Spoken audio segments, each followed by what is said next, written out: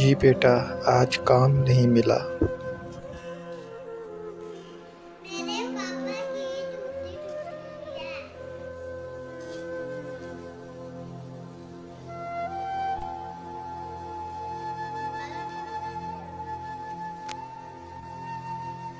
पापा ने पैसे पैसे पैसे कोई नहीं है तेरे को।